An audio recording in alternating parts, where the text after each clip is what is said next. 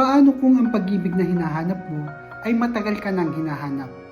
Sa Ebanghelyo ngayon sinabi ni Jesus, tinatawag ko kayong mga kaibigan. Hindi alipin, hindi estranghero, kundi kaibigan. Isipin mo ang Diyos na lumikha ng lahat, pinipili kang maging kaibigan.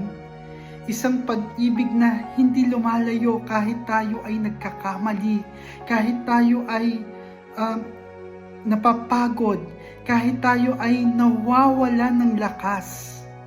At may paanyaya siya, mag-ibigan kayo gaya ng pag-ibig ko sa inyo.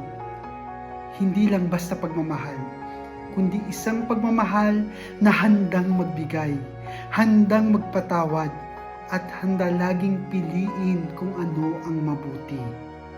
Kapatid, sino sa buhay mo ngayon ang nangangailangan ng pagmamahal? Ihandog at ibahagi mo ang pagmamahal na natanggap mo buhat kay Kristo, dahil ikaw mismo pinili ka para magmahal.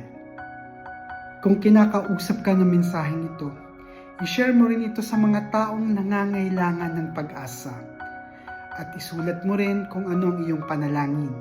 At hayaan mong bawat isa na nakikinig dito ay sama-samang magdasal para sa iyo. Amen.